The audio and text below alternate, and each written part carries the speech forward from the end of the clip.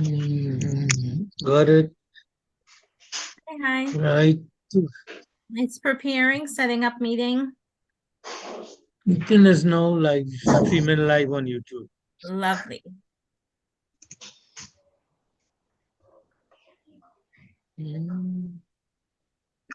Got it. Okay, so we are now live on YouTube. And record. Okay, and now we're recording. 1 moment.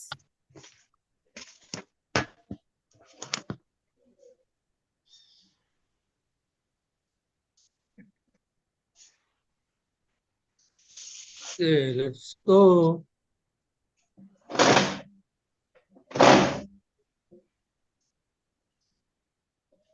Okay, hi, good afternoon, everyone, and welcome to Poetry and Prose. This is our folklore and old talk session. Today is the 29th of October, 2023, and I look forward to a spooky, interesting session. And I thank everyone that is attending.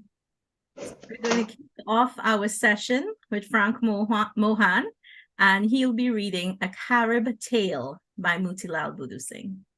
Frank, the floor is yours. This is a very interesting tale by Motilal, and it's called A Carib Tale. So here goes.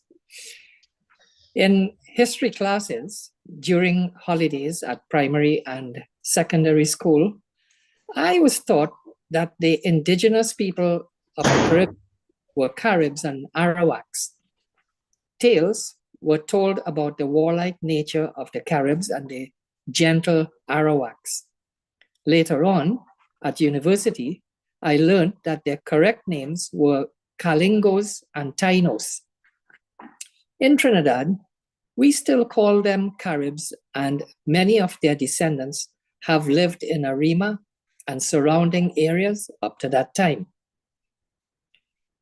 or up to this time. They have their own queen and preserve the Carib way of life and various rituals.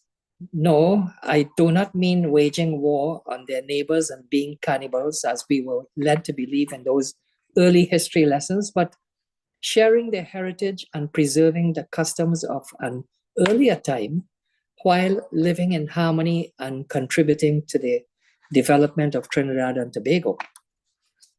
There are many suggestions as to how the Caribs came to live in the Caribbean islands. It seems to most historians that prehistoric man came from Asia, were the ancestors of the Amerindians of the New World. They concluded that during the Fourth Ice Age, prehistoric man from Asia, while hunting the giant mammoths, had crossed the frozen Bering Straits and consequently entered into the continent of America. These Amerindians continued the migration southward into Mexico, through the Isthmus of Panama, and finally in South America. From South America, the descendants formed new tribes and spread northwards into the Caribbean. One of these tribes was the Caribs, who came to Trinidad. The Carib people were medium in height and lean. They had straight, long black hair that was worn loose. Their brown skin was always painted with a vegetable dye called ruku. They had flattened foreheads that were considered a beauty. The Carib people were usually naked except for a loincloth that was worn around the middle. The men, clean-shaven, since beards were considered a deformity, and they were plucked out. They wore bracelets and necklaces made out of amber, shell, agouti teeth, seeds, and corals. The men sometimes wore necklaces of their enemies' teeth. Their ears and lips were bored, and smooth fish bones and ornaments were placed in them. The Caribs wore small idols around their necks called maboyas. The Caribs' main god was the maboya, They felt the Maboya controlled everything. Each person had his or her own Maboya to ward off all evil. The women and the men had different roles in society. Men were supposed to be the warriors, priests, leaders, builders of houses and boats, craftsmen and hunters.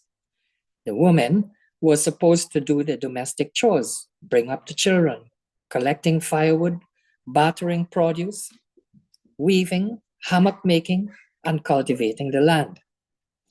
Let me share a story about a Carib man and his wife, as was told to me by folklorist Al Ramsawak. Once there was little to reap in the fields, and the animals in the forest were scarce, as if they had gone into hiding. One day, a man told his wife he was going to look for work in another village.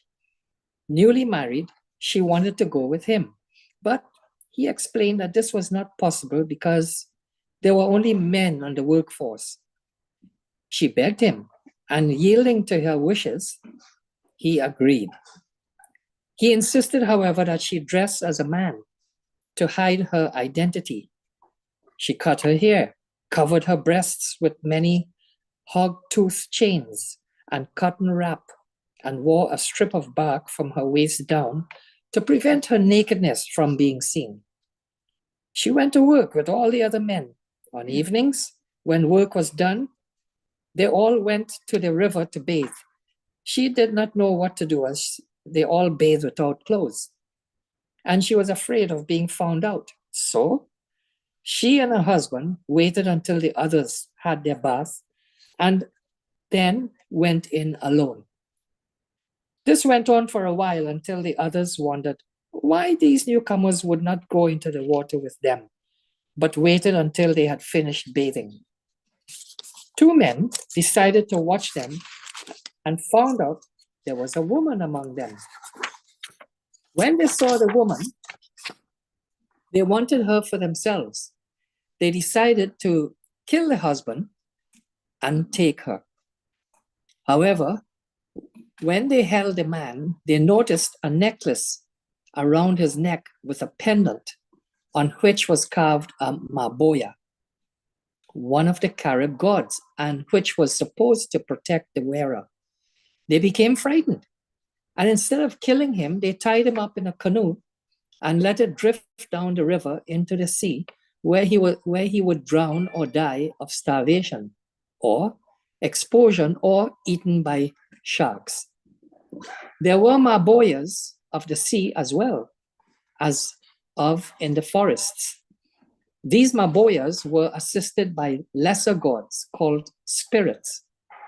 The sea cast the canoe back to shore, while the forest spirit caused a manikou from the bush to gnaw the vines and set the man free. Meanwhile, the two kidnappers began to quarrel as to who should take the woman home. A fight broke out, and one chopped the other with an axe and killed him. Seeing the violence he was capable of, the woman pretended to be willing to go home with the killer. In the meantime, the husband set about searching for his wife. He walked along the shore for a good distance until he came to a house. He was afraid to enter, but the housemaster welcomed him and gave him food. The husband related how he had lost his wife. Now, the householder was really a Maboya and knew what he had heard was the truth. He told the man to shut his eye, and when he opened them again, another person was there. "Go with this friend," said the housemaster, "and you will find your wife." They traveled far and reached a village. They became tired and made a tent and slung their hammocks and rested. While they were resting, the kidnapper and his captive passed. "Look, there's my husband," she exclaimed. But the kidnapper said it could not be so, as he must surely have died at sea. However, he went closer and made He went closer to make sure that there was the husband, and there was the husband fast asleep. He did not see the spirit, as he was invisible to all except the husband, for the Maboya had so instructed. The abductor chopped the husband into many pieces with an axe. The spirit made him whole again. The next day, the wicked man passed again, and the same thing happened. On the third day, still seeing the husband alive, the captor decided to burn the pieces, but the spirit collected the ashes and made him whole again. The resurrected husband, heeding the advice of the spirit, then went and destroyed the wife's thief with his axe. His friends tried to piece him together, but only the honest and righteous can be restored to life, and only the Maboyas and their spirits can do so. The husband and his wife were reunited. They returned to their village, vowing never to leave, regardless of the hardships they encountered. That's by Motilal Budu Singh. Thank you, Frank. Any comments?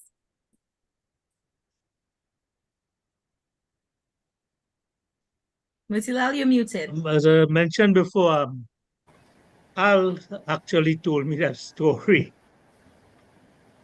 one day because we was talking about school and all that, and so we was talking about how in school they used to teach us about Carib and Arawak, but that wasn't the real names.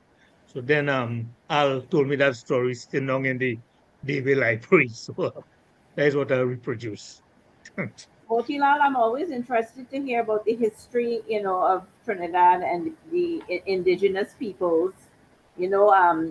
Daddy and them said that down by Pinal, there in the old days, some of the Warahun from Venezuela used to come up and cross over from Venezuela and come by us, and they used to dress that way. I don't know if you ever heard anything like that around the area.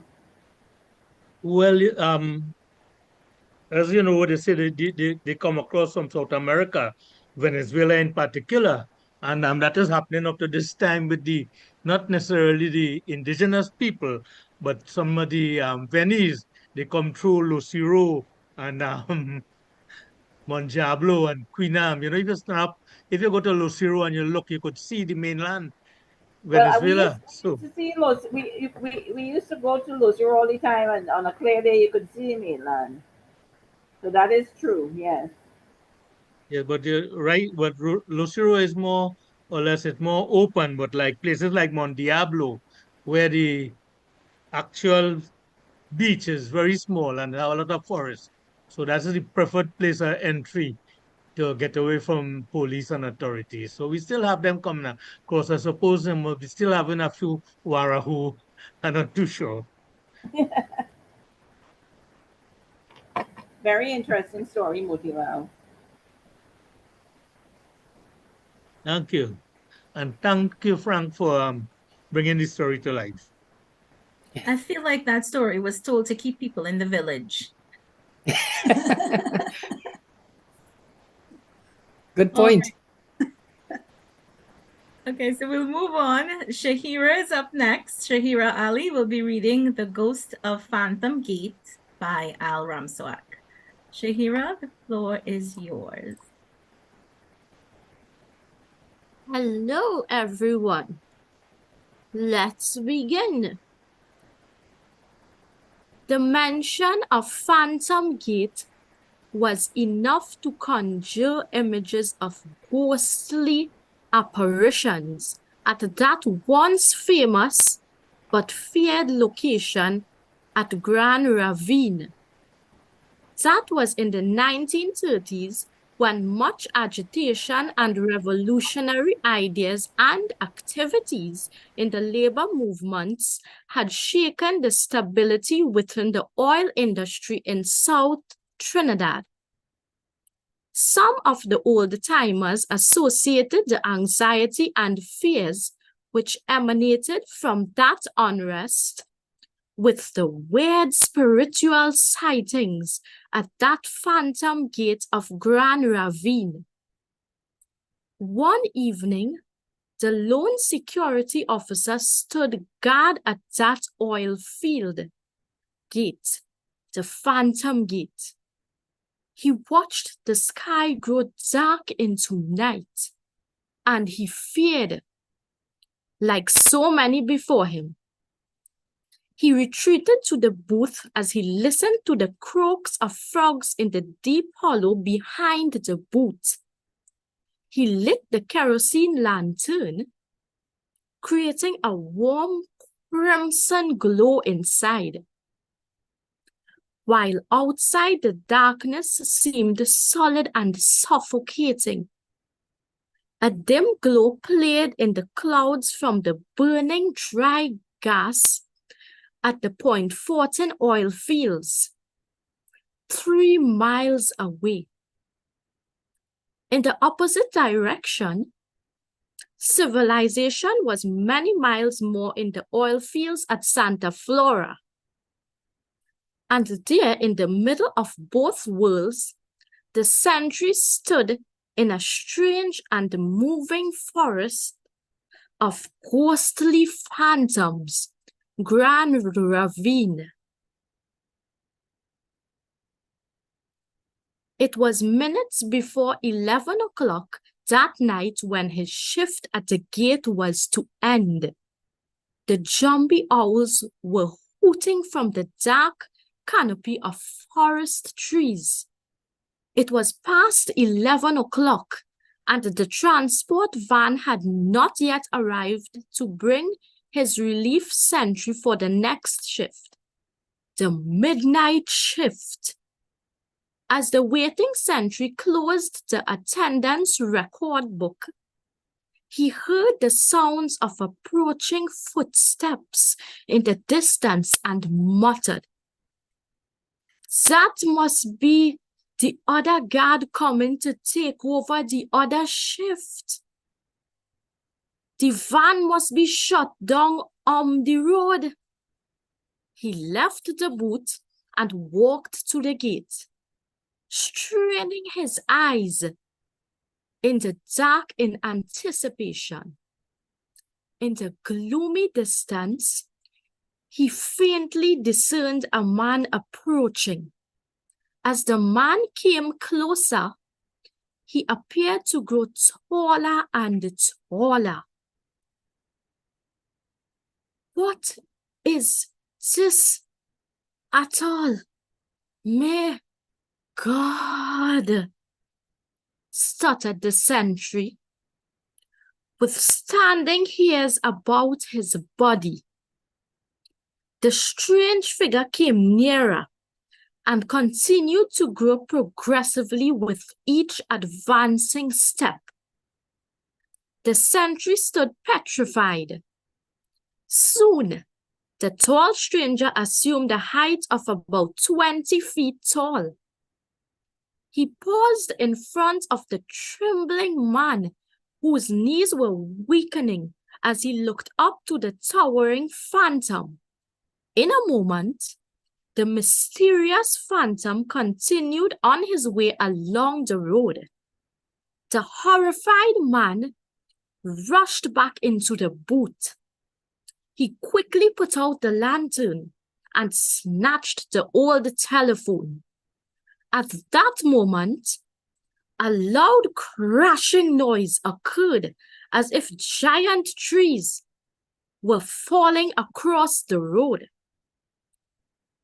A loud, blood-curdling shriek followed, reverberating through the dismal forest, and then a sudden silence.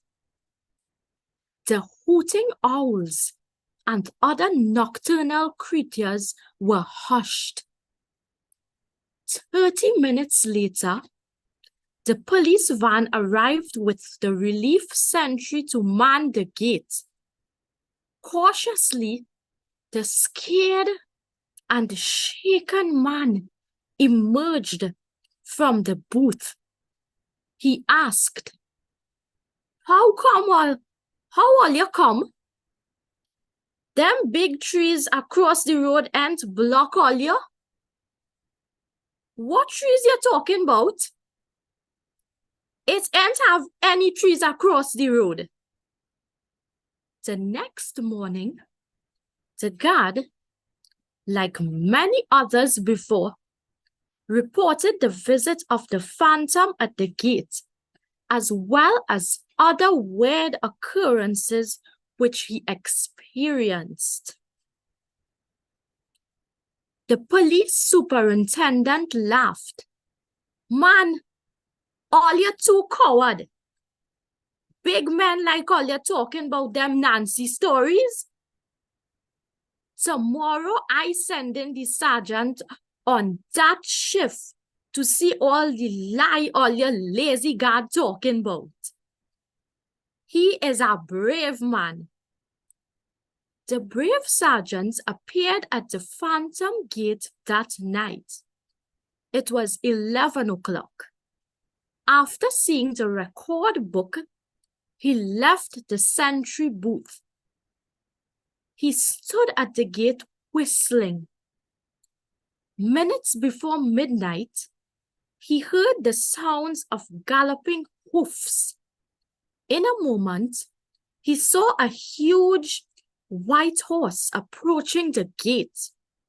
He shifted away from the light which came from the booth on the opposite side of the road.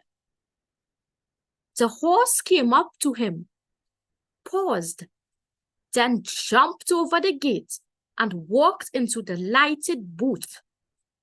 The horse sat at the desk near the window and, slipping on a pair of reading glasses, licked a hoof and began to turn the pages of the record book. For about 10 minutes, the horse continued to turn pages back and forth, while the sergeant turned pale on the outside. At length, the horse closed the book and abandoned the booth. It approached the sergeant and, reeling on its hind legs, stood tall against the defending sergeant. Snorts of hot air shot from its dilated nostrils at the scared man. Seemingly unable to cope any longer, the sergeant stumbled to the ground and the animal disappeared. Moments later, the man staggered up and, looking around fearfully, he pulled his cap tightly onto his head and, abandoning the gate, he ran frantically, non-stop, to the field police station in Point Fortin. The superintendent laughed at the cowardice of his men. After 2 more weeks and continued complaints by other sentries, the superintendent exclaimed, "All right, all right!" His voice high and his eyes sharp with determination. The superintendent decided, "Tonight, I will go for myself and watch at that gate. And if I ain't see no zombie there, well, all you're dead with me after that." "Boss," one of the phantom's victims responded, "you might dead before we." The moon had just turned full that night when the superintendent arrived at the location. He stood stiff as a tin soldier at the gate. He entered the booth, lit the lantern, and remained on the road, flexing his legs in the moonlight. Suddenly, he blinked, clearing his eyes, for he had scarce discerned a fair lady in a white long dress, gingerly walking along the road towards him. In a while, she turned towards the booth, lifting the hem of her skirt and picking her way among the bushes along the booth and to the back. Cautiously, he moved to the booth. He walked around the booth but saw no one. Even the bushes appeared undisturbed. He returned to the road somewhat puzzled when he heard the thumping of hoofs on the road and saw a little donkey galloping down towards him. As it approached, it grew progressively bigger, but on reaching him, it disappeared. The chief was becoming disturbed, but decided to stand firm and face the challenge. All seemed calm for the next 15 minutes. It was well near midnight when he heard heavy footsteps behind him. He turned around to see the phantom striding along in his direction. He froze with fright when shortly he saw the extra large shoes at his side and looked up.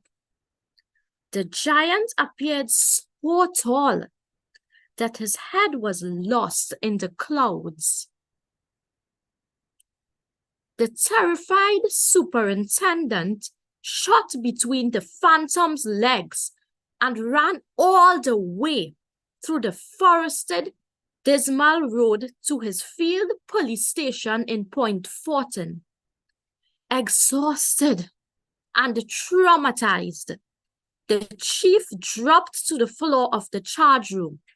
He wailed, "Oh God, oi!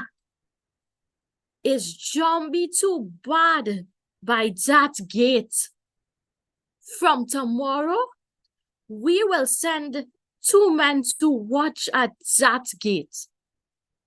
And from that night, the Phantom Gate was guarded by 2 policemen at each shift until the gate was moved to a new and safe location. And that's it for me on today's episode of Poetry and Prose. Hope you enjoyed. What a story. It rings true. Whenever you see something, no one believes you. Any comments on the story? Thanks for reading, Shahira. I loved your reading. I'm too frightened to talk. It was well read by Shahira. Entertaining. Yes. I try to make stuff as entertaining as possible and not bore people. Yeah. It reminded me of a story my brother used to tell. He was about 10 years old in 1946, walking home from the movie in Princestown. There was no such thing as street lights. And coming to a dark area near a cemetery, they heard, his name was Mikey. He heard something go, "Who you? Who you?"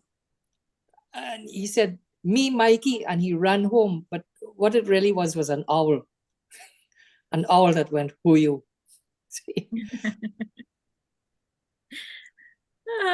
Darren says it's like our own personal folklore here in the Southland. Well, I really enjoyed it, Shahira. Thank you. We're going to go ahead now to hearing Cynthia. Thank you very much. Hi, Cynthia. And Cynthia will be reading for us Haunt of the Sukanya by Al Ramsawak. Many mornings, Thomasine got up from bed complaining to her husband. "A feeling mash up too bad, man. It's like somebody took a pistol and beat me all over my body. Andra looked at his wife sitting on the bed as he pulled on his trousers. He stopped short and questioned, "What mark is that on the two sides of your mouth, girl? What trouble is this here at all? My God, it's like the devil riding you these nights. Look at the bridle mark on the two sides of your mouth." Thomasine felt the marks and laughed. "How you so stupid? That is wappy when you all dribble on the two sides of your mouth."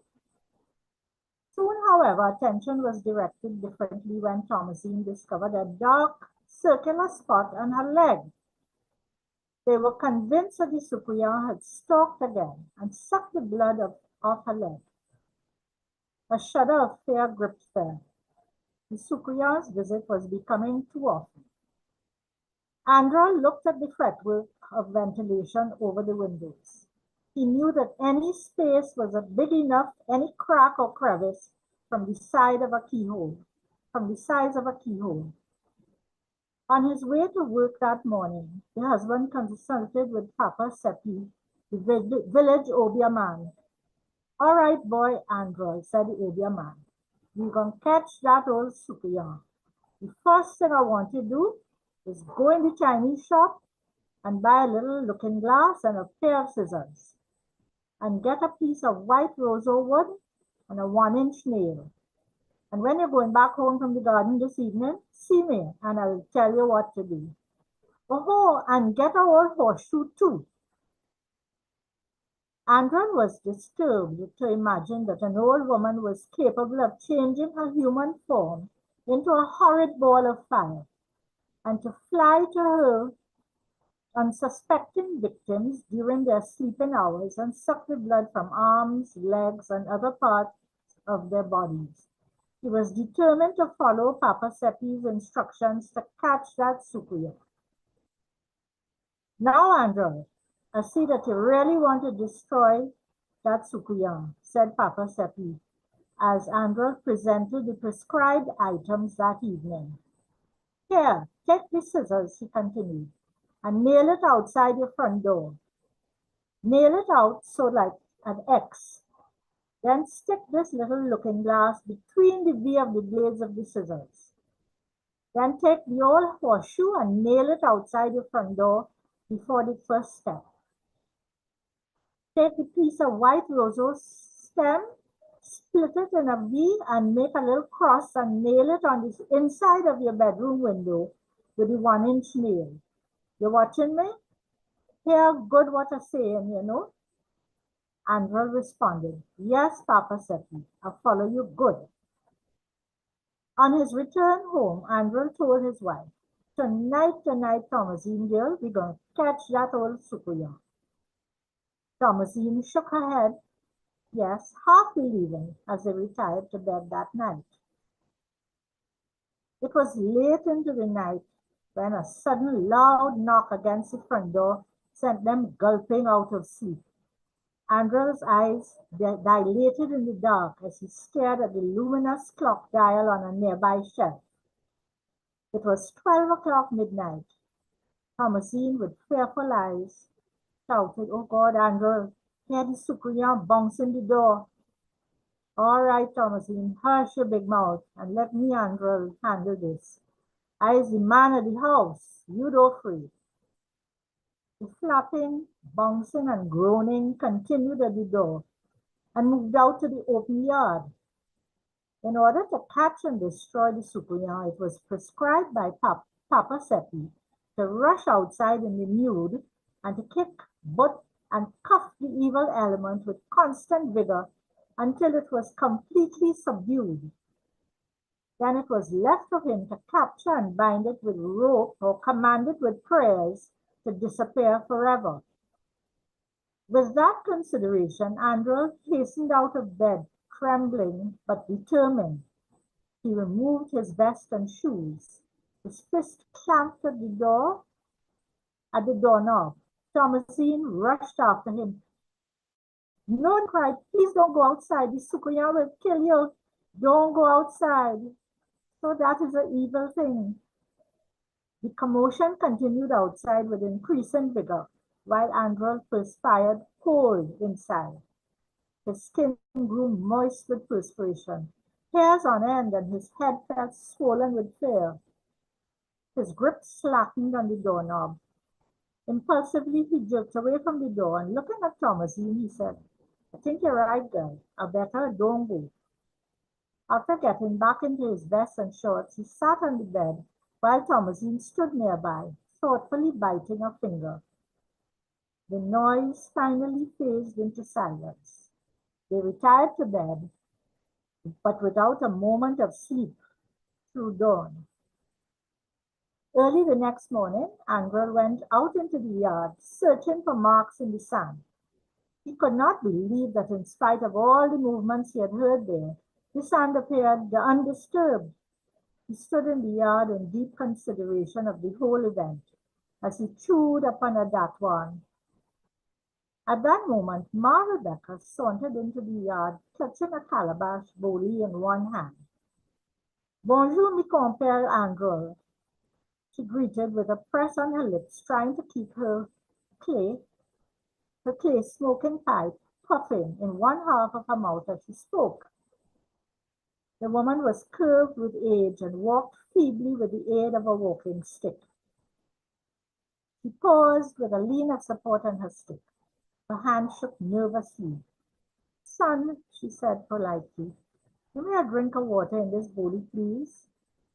Andrel, taking the bowlie, went to the water barrel to fetch the water. In the interim, she lost it again.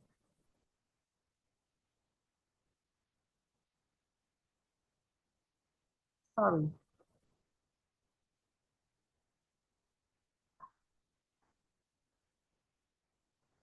Lost. She lifted her straw hat to adjust her plaid head wrap. "Mamma Rebecca," Andrew said as he gave her the bowlie of water, "where you come in the yard for water this early morning, when you just passed the public standpipe right on the road there?" The old woman gave him a sharp stare as she replied, "I find that all you young people don't have any respect for we old people. The next thing you're going to call me Sukuyan like everybody up in the village. I just can't go in that Mayaro Junction in peace. All them little pissing tail boys is bawled, 'Sukuyan, Sukuyan.' But one of these days, I'm going to show all you Sukuyan." Papa Seppi was eager to rid the village of that old Sukuyan, who for many years had kept the villagers nervous. It was said that she traded their blood for evil powers with the devil in the silk cotton tree. Papa Seppi supported Andrel with boosted determination to follow up the source of action that was to free the captive villagers from the fangs of the Sukuyan. That night, Andrel, dressed in black, left his home with a matchbox filled with a mixture of ground bird peppers and salt. He silently slid off track into the bushes, through which he made his way to the back of the old woman's kitchen. There he hid among a cluster of tall dasheen bush. It was a few minutes before midnight when a door creaked open.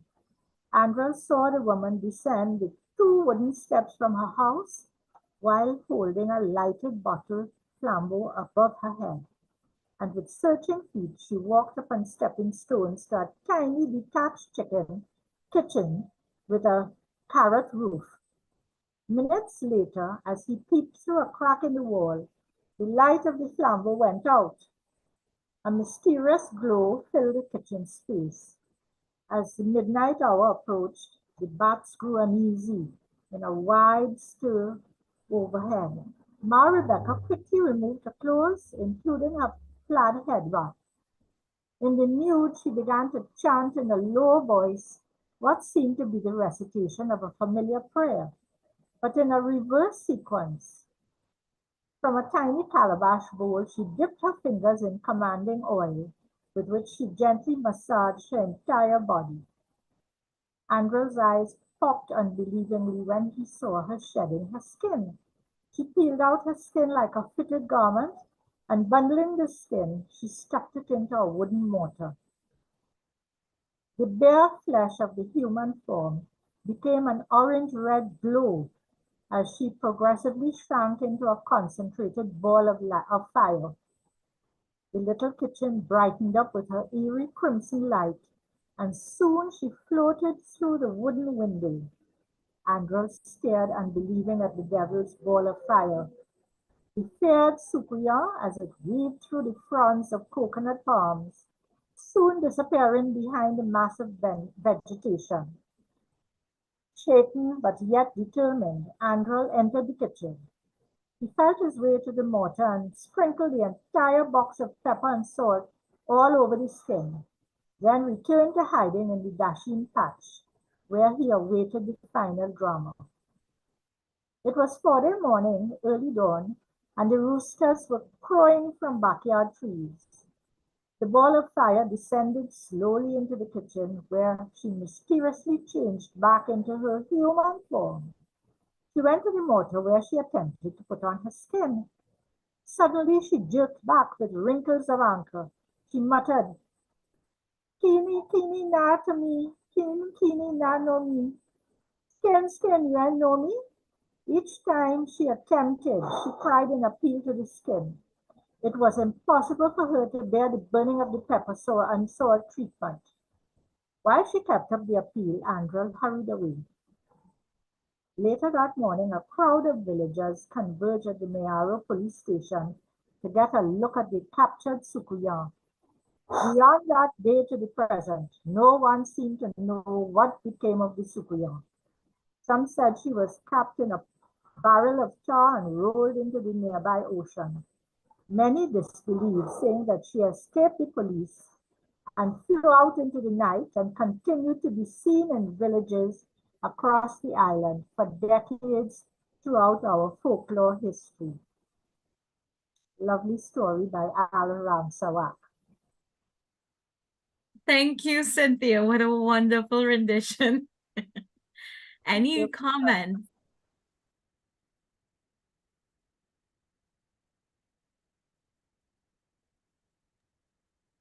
I was always We intrigued. used to always hear stories about Sukuya, and sometimes we used to unjustifiably call old people Sukuya. And there was this woman in the village, a very old woman, and when she walked in, we used to just say Sukuya and run. And she used to answer, "Your mother man is Sukuya." And then we remember that details about the Sukuya. They say that when you put the pepper and salt there, she can't put on back her skin. And she used to say, "Skinny, skinny, you not know me? Skinny, you not know me?" Yes, I remember that from my youthful days. Thanks. Hello. Thanks, Ms. Hill. Hal Vilma, comments? Yeah, well, I was listening and I just thought that Mr. Ramsawak's story is just like mine, is similar to mine in my book, the Sukuya. So that is why Mr. Motilal was probably asking me if I used to read his books, his stories, and maybe took some examples from what he wrote. So that's my comment. Well, a lot of the folklore, I feel, has a similar thread because it's really oral tradition that's been handed down. And now everyone, well, not recently, but over the years, we've started to write it down. So you'll see Yeah. similar stories throughout. Yeah. Heather, you have a comment? Well, I always enjoy the Supriya stories. Down Freeport, there where my mother's family from. Old man was coming home one night with my grandfather, and I think some students were trying to frighten him. They set this whole ball of fire in a tree and to frighten him, but of course he wasn't frightened. At least that's what he said. But next day when they went walking around by the tree, they saw that somebody had put some newspaper in an old umbrella and set it aflame, and that's what just so it could burn like a ball and scare him. So yeah, I guess that was Isupriya and his story. Old-time senior pranks, man. Yeah. Yes. There was a phrase used in the story, 4-day morning. And I'm an old guy, and I know that I'm friends on Facebook with some younger Trinidad people. And I mentioned the phrase 4-day morning one time, and they claimed they didn't know what that was. Any of the younger people in this group haven't heard 4-day morning? I haven't heard it. I don't know if I'm young, but I haven't heard it. It means 4 o'clock in the morning. Isn't that so, It Moti? means before the day has started. Before morning. Yeah. Before. F-O-R-E. F-O-R-E-D. Code. Before the day. Before the day. Yeah. Day Okay. morning. Before the light, before it turns light. Interesting. All right. That's interesting. I mean, we are losing a lot of old-time sayings and speech as well as the language evolves. Let me just tell you about a Sukuya we had in Belmont, Belarus, in Belmont. So she, as Moti just said, it is these people are targeted as Sukuyas, old ladies who live by themselves. When they go home, they close up the house, you know. So we make up stories about them. So there was this one, an African lady, an old African lady. You'd see her coming down the steps, a set of steps. And when she's going back home now, as she's coming up the steps, say, look the Sukuyan, look the Sukuyan. So what we used to do, little boys and girls, we used to draw a cross on the landing when, leading to our yard. So when she reaches the landing now and she sees that cross, this lady, she used to get into a rage and start to curse. Well, sorry, I don't know if it's curse, but she started speaking tongues, most likely some kind of African language. Good. And most likely it was a curse. She was cursing us. And we did that to her every so often, poor lady. Yeah, that's My son didn't know you were such a bad boy. I think it's interesting how it's the unmarried women or the single women that's always targeted there. But when we all get married, we all go into our own dialects. So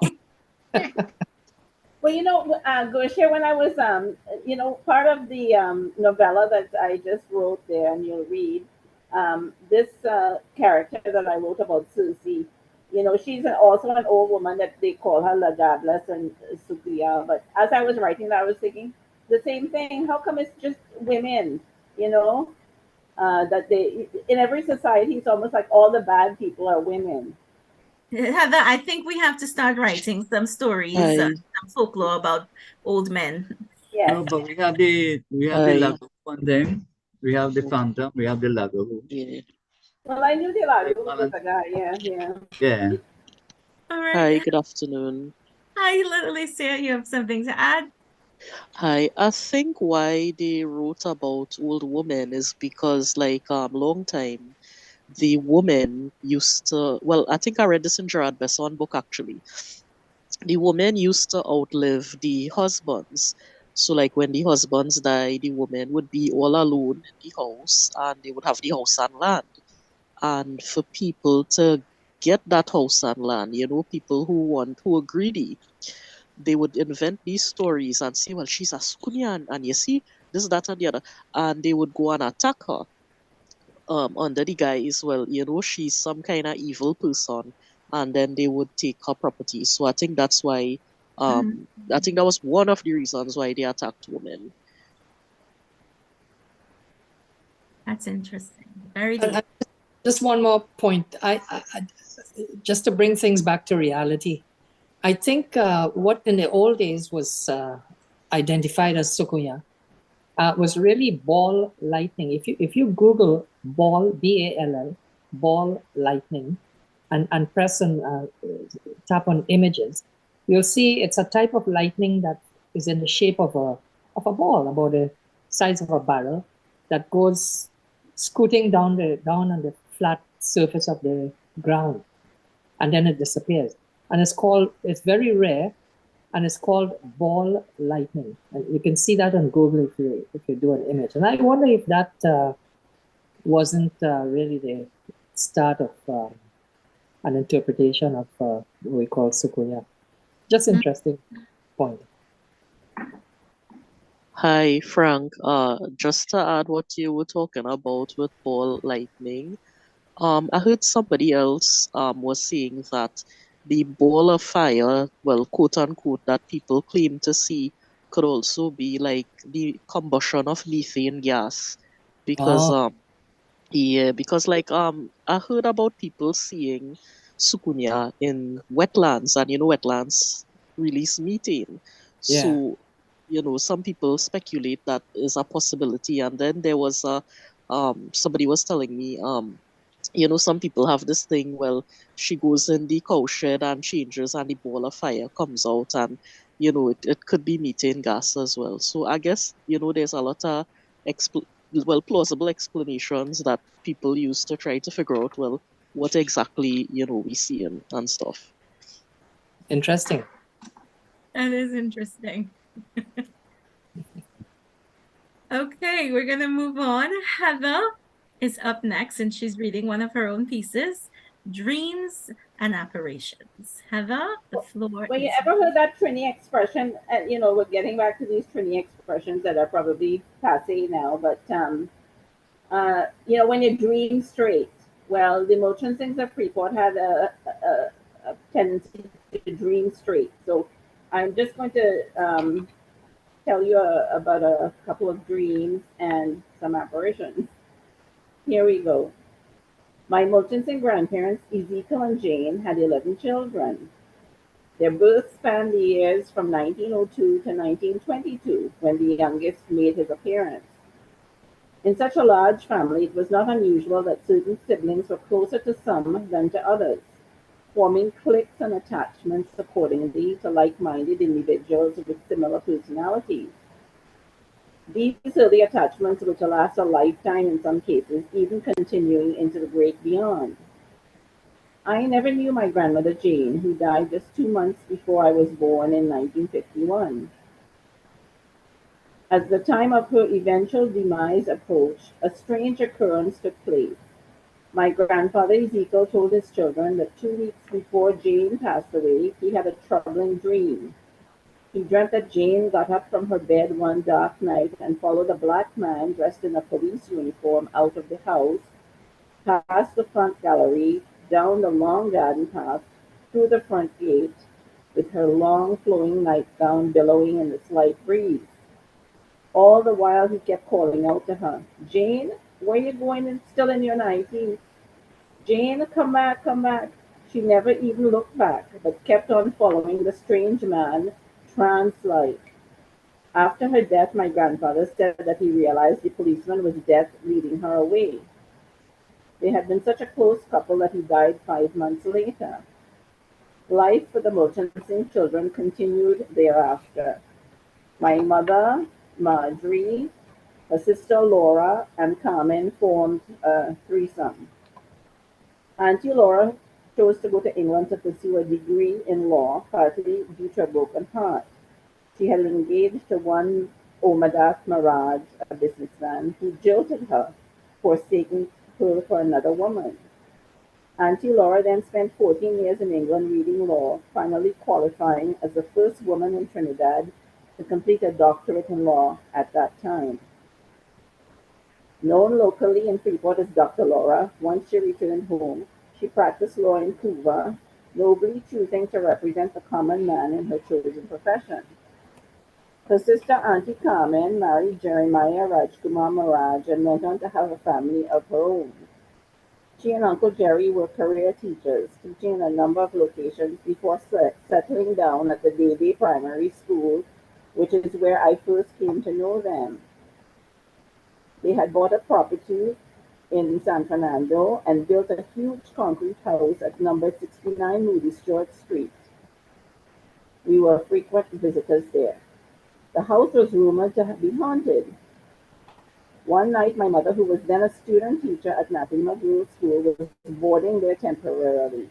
She awoke with a scream when she saw a small Indian woman in an ornament looking at her as she slept. Not one to believe in ghosts, she said it was probably a vivid dream. Eventually, my mother met my father, married, and moved to Pinal. The ghostly experience then faded into the realm of strange tales to be told at night on the veranda in those days before the advent of television took over as the primary source of entertainment in our lives. Life carried on at a leisurely pace until in 1958 Carmen was diagnosed with breast cancer. Her sisters rallied around her, caring for her at home, and my mother visited on her weekly travels to and from Pinal. Sadly, Carmen passed away in her own house at the young age of 42. She had died in the night, and she was waked from her house, lying in the living room of her house for some days while arrangements for a funeral took place. She lay in her coffin, clad in a pink shroud with a bunch of lilacs affixed to her chest. They had been placed there by her oldest son, John. All this transpired while Carmen's sister Laura was in England, so Laura was unaware of how serious Carmen's illness had been. In those days, telephone communications were not widely available, and letters took weeks to arrive in England from Trinidad, so there was no way of notifying Laura of Carmen's death in a timely manner. But, as Laura would later tell my mother, in the days following Carmen's passing, Laura had a very vivid dream. She dreamt that Carmen had appeared in a long, pink, flimsy dress with pale purple flowers pinned to her chest at her London flat. She was shocked at her appearance. She said, "Carmen, girl, what you doing here? And in that dress? You don't know London too cold for such light material?" Carmen did not answer. She just held out her hand towards Laura and floated up toward the ceiling and vanished. Laura awoke with a start, knowing instinctively that Carmen had died. She could not have known that Carmen was dressed in the light pink shroud, or that the delicate flowers pinned to her chest were the ones John had placed there. Long after Carmen was buried, Uncle Jerry, one night around 6 o'clock, was going down the back staircase to lock the door for the evening, and there he saw a small Indian woman in the downstairs of the house with an orney. The sky was still a little light, and Uncle Jerry was wide awake. The ghostly lady stood there looking at him with a mournful look. Then we knew what my mother had experienced was not just a dream. Later on, one of my cousins said that he did some research into the area and found that the woman had lived in a mud and carrot house on the property before the area had become more urban and when it was still rural. She had died in her house apparently and remained tethered to the environment. And that's just a tale of dreams and apparitions that were true to my family's experience. I've tried to write all these things down because otherwise they'd pass into history and be forgotten. So I've written them down really to entertain my children and let them know a little bit about the folklore of our family. That's interesting, Heather. Any comments? Well, like Heather too, I try to write so that my grandchildren would have something to remember me about, and at the same time, I think I write because if I don't write, I might go mad. Thank you. I know that whenever something happens, at least in my family, it's a little running joke. But there's a person in my family who always, I dream that. I dream that, I dream that. So they always know what's coming. Of course, after they find out it happened, they want to tell you their dreams. Althea Heather, says, "Are these tales Lucia, mostly?" there's one in every family. Althea says, "Are these tales mostly from the African oral tradition, or does this tradition have Indian influences as well?" That's interesting. Well, Well, you, I think as I could answer that, okay. I think it's both African and Indian traditions, especially most are stories. And in a little while, I would do a story that from Indian tradition. Rusha, if you Yes, would allow one of our guests here, Kumar Mahabir, if he is willing to say something about that. sure. Kumar? Dr. Yeah. Mojave, you have a comment on this question? Are these Yes, tales mostly from African oral tradition, or does this tradition have Indian influences as well? right. Thanks for inviting me to give a brief comment. I certainly applaud this forum. And if the person who does the PR for this forum can communicate with me, I can give you some tips on how to market this forum, because it certainly needs a bigger audience. It deserves a bigger audience.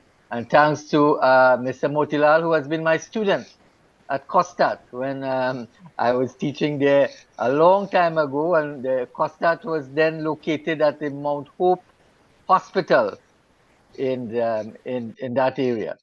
So thanks very much to everybody. About the point, all of the stories that all of you have documented, which I've seen over and over again, are French Creole derived folk tales. Just look at the name, La Jablesse and so on, the of French origin. They have been adopted and adapted and reconfigured and appropriated by Afro-Caribbean people. They have nothing to do with our Indian tradition. I have documented a book, the cover of which you can see on the screen.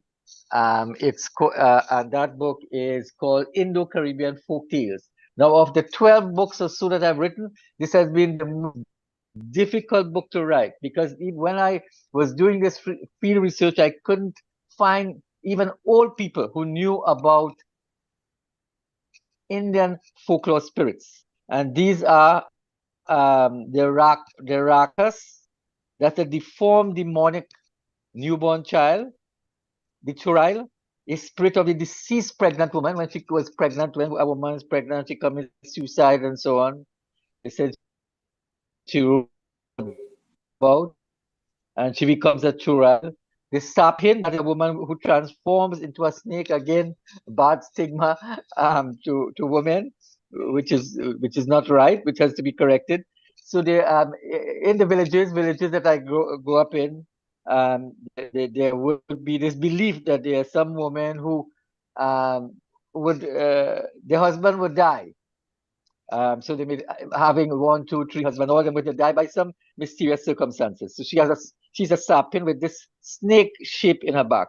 And then there's this Dibaba, who is the protector of the house and land. So you have to protect your land from envious neighbors and so on, and your house too, because there may always be all kind of barakat, not barakat, janjat in the house. So you have to protect the house. And finally, there's the jinn, and that's from the Islamic tradition. There are good jinns and bad jinns. So these are I have done tremendous research everywhere in the Caribbean, in Guyana, Trinidad, and there are only 5 Indo-Caribbean folklore spirits: the Laja Bless, the Sukuya, the Duena, and so on. They are Afro French derived reconfiguration, reimagined creatures. Thanks very much. Thank you. And Althea, I hope that answers your question. I'm just going to take a moment and share my screen so we can look. Yeah, if I could make a comment here, Yosha. Sure. Okay, yes, Dr. Kumar, thanks. Yeah, Al wrote about the bhoot, the Indian bhoot, and I have a story. I have a sapin story. Um, Vashti Baula, she has a story about the Chorail. She have a lot of Yes, yes. Indian theme folklore stories. Right. I She have a drew, story also yes. about sapin. Right. So the boot is a generic term. It doesn't have a form. So that's why it's not, it can take any form. So, Yeah. but it doesn't have a specific form. And Vashti and I have been talking a long while, and she drew heavily from my book, and I'm grateful for that. Okay, well, I want to thank you, my old teacher. Thanks for when I say on the chat room, I say, I'm glad Dr. Mahabir here with us. Thanks again, sir. Yes, yes. Well, thanks very much to Cynthia, who has been persistent in inviting me. But Sundays are usually busy days because our program, we have this weekly That's program. at 3. It's going to start at 3. So we're going into 178th edition in a few minutes. So thanks, and I welcome all of you. Yeah. Congrats. Okay, thank you, sir. Yeah. I'm going to Thanks. take a short moment to encourage everyone to try our writing prompt to create a modern day folklore character. Everything we've been talking about now has just been handed down, but I'm going to challenge the group to create a myth or a folklore character for the modern day. A great place to start would be to combine an animal, a plant, or even digital characteristics. And ask yourself if you want, what do you want your character to do, to stand for, to say? Is she going to encourage men to be faithful to their wives? Is your character going is your character good, evil, or misunderstood? When Hi, Hi, can I Emma? say something? Yeah. No, well, I hear Mr. Okay, Mahabir talk about a sarpist or something. Sapin. Sapin. Sapin. And I'm Yes. thinking of the word Yes. serapist. You know what a The, serapist? One who puts a curse on people. Yes, yes, well, but it's not really a spirit. It's usually a person who has a black tongue, and another derivation is somebody has a bad eye. So it's not a Yeah. spirit really.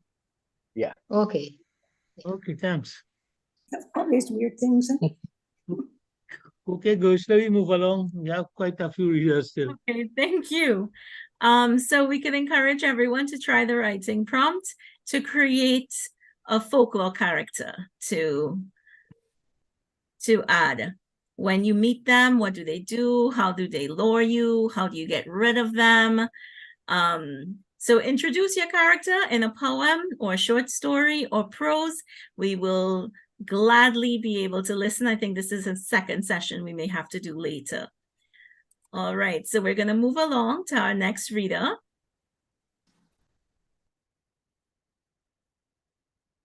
It's always nice for us to create. Love to go back, but I would love to see us use our imagination and creativity to come up with something that represents from today. The next reader would be Johnny Kuman Singh, and he's going to be reading Jambi, Manaku, and Do Cry Papa Boa. Johnny, the floor is yours.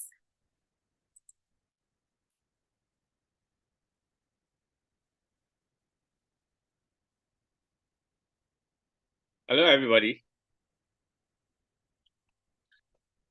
Are you all hearing me? Yes, we are. Yeah, Right. hello. I said hello, everybody, so I didn't Yes, hear. Johnny. Hello. Yeah, yes, Johnny. Hello. I Loud expected. and clear, Johnny. Loud and clear. Right. Good, Moti. Well, it's a long time I haven't been here. And I said today with this Jumbi talk, I could do something today. I will be doing my stuff in kind of dialect. I really appreciate the reader who read Al Ramsawak's story on the Sukuya. Al Ramsawak has left us a legacy, and we must never forget Al. Al has been a kind of linchpin in terms of what our culture gives to us and what we take from our culture. And it is very good to know that he is remembered by his stories. But I have a story here that my godmother told me a long time ago. Many, many, many moons ago, she told me this story. And it has remained with me, and I wrote it down. And here it is. The title of the story is Jumbi Manikou. Now, it is my guess that most people in Trinidad and Tobago could identify a manikou. Can you all identify what is a manikou? Some of us have also eaten it. For those who find it difficult, here's a brief description of the beast. Probably a Taino or Carib Arawak derivative, the term manikou is the name assigned to the opossum, or as we call it, possum, found in Trinidad. For the most part, the manikou eats fruits such as mango, ripe bananas, and tamarack, but would also act as a kind of scavenger in the cleanup of other dead animals and fecal matter. According to legend, the manikou has a unique habit of biting into things with the attendant refusal to release its vise-like grip. Probably used as a defense mechanism, the animal also emits a putrid stench when provoked. Known also as le poing, the French, or the stinker, the manikou is a marsupial, which means that it carries its young in a pocket or pouch and sometimes on its back. In most parts of Trinidad, people consume the manikou and consider the animal a delicacy. People in the rural areas hunt manikou at nights. If there's a pomerac tree laden with ripe fruit, there is sure to be a manikou or two in its boughs. To catch a manikou, a hunter must be a good shot or be very skillful with a sharp lance attached to a long bamboo pole to juke or stab down the manikou and remove it from its perch. Manikou dogs, dogs kept for hunting the manikou, are also kept to assist in the hunt. Good manikou dogs will bark at the smell of a manikou. Catching a manikou is one thing. Cleaning the rat-like beast to make a cook is the other. Over a good flame in a coal pot or chulha outside fireside, the first step in the cleaning process is to singe the hair from off the animal. With the fur removed, the animal looks whitish cream in color. Then the manikou is scraped, washed, and then gutted. However, do not forget to remove the stinky glands. Hunters call these glands the mist, or else the whole carcass will be of no use for human consumption because of the stench. The story is told that around midnight, my godmother, or I'll say Nenen, her sister, her little brother, her father, and their two manikou dogs were returning home from visiting a friend somewhere in Warden Road, Sangre Chiquito. If you are heading east to Manzanilla, Warden Road is in James Smart, the little village after Sangre Chiquito. In those days, my godmother was a little girl. Houses were few on Warden Road.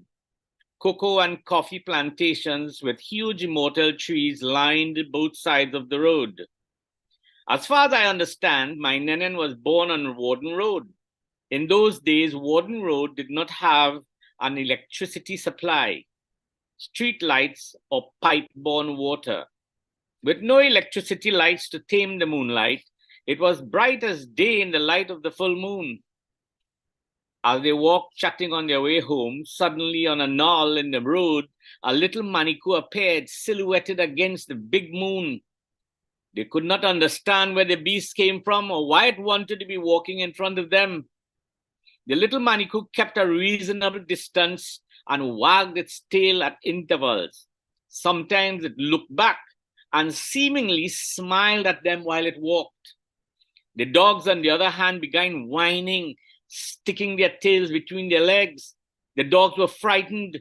They had no intention to attack this particular manikou. Right in front of their eyes, the manikou seemed to be growing bigger and bigger. She said that the paws raised, and the reason that it was no ordinary manikou. Julian, my Nenen's father, was a man who knew certain kinds of prayers, and he began to mumble one of his special prayers. Suddenly, the manikou disappeared into the night with an eerie, horrible laugh. Indeed, this was a Jombi Manikou. She said that this kind of activity was a normal occurrence on Warden Road and other roads in the area. This story sounded so surreal.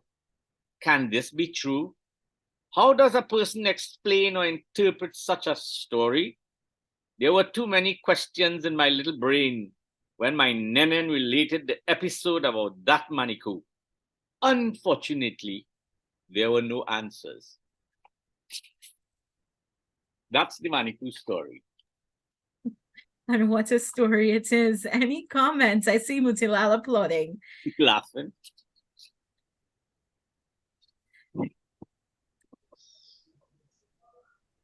Up to now, in my village, sometimes at night I will watch through the window by chance and see the flashlights flashing in the nearby bushes. The explanation to that generally is like, they're looking for manicures. We don't know what they're looking for. Mutilal, Okay, you're Johnny, you muted. going to give it the song now? I'll give you the song now, but you have to talk something about the Manikou. Let me hear what is your what you think about the Manikou. Well, boy, I have a pomerac tree behind my house, Oh God. right? And well, it's two lots, but it's separated with wire. So this Manikou come and sit down on the wire, and the neighbor come with a big stick because I don't lock my gate. And he go in there and I tell him, you're not hitting that Manikou because you see me, I don't want to kill nothing. And the man had talked to me for months. Oh He Lord. said I deprive him. You have to write that story on Good that, boy. No, but there are some people who said that they will shoot a Manikou point blank, and the Manikou would fall, and they see where the Manikou fall, but they could never find the Manikou. It's only kind of old talk. I grew up in kind of part of my life in Cowlessa Road in San Chiquito in the cocoa producing area. So all those things still, I harbor those things in my mind and I write about them. So I will give it the Boy, song. all right, go ahead. I'll give it the song. What you were saying? So I say once I was working Texaco, we finished at 3 to 11 shift. And coming home, I have a partner from the village. He used to take a ride with me. He said, stop, stop, stop. And he said, this Manikou on the road, just standing still and wouldn't move because the lights on him. So he get a piece of, take the jack and hit the Manikou on the head and throw it in the trunk. I go on and drop him home. And I come back home and I sleep and all that because I say not eating that.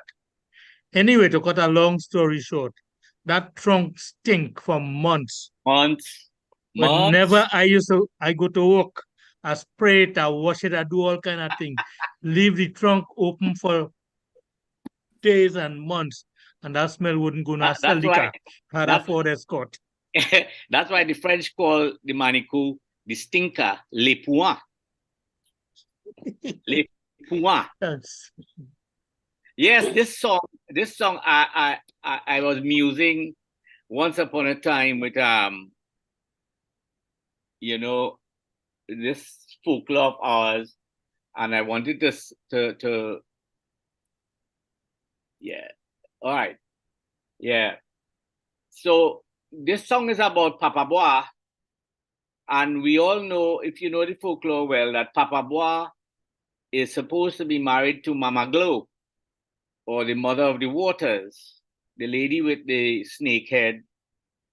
And Papa Bois is known as the father of the forest. And if you kill more than 100 animals in the forest, Papa Bois will be mad and he will capture you and could probably turn you into an animal to start tending the other animals in the forest. So Papa Bois had this feeling like he fell in love with Sukunya. And Sukunya gave him a bad tabanka. So this is my story about Do Cry, Papa Bois. Do Cry. I'm still seeing Mutilal on. I would like Right. So I have my trusty little quattro with me, and I will sing this little song the best way I could remember how to sing it.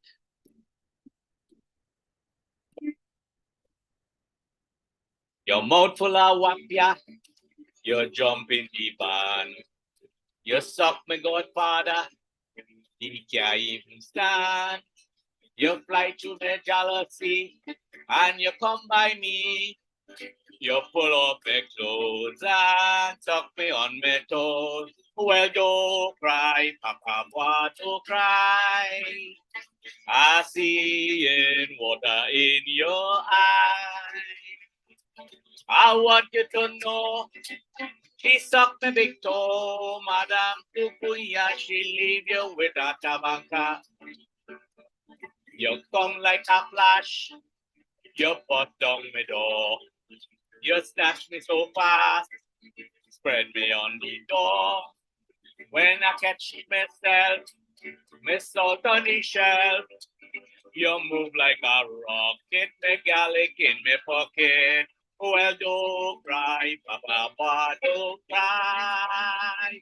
I see it, water in your eye. I want you to know, she sucked me big toe, Madame Tukuya, she leave you with a tabanka. You suck on my foot and on my belly. You're just like a zombie on my anatomy. When I look for you, you just disappear. It was all my fault.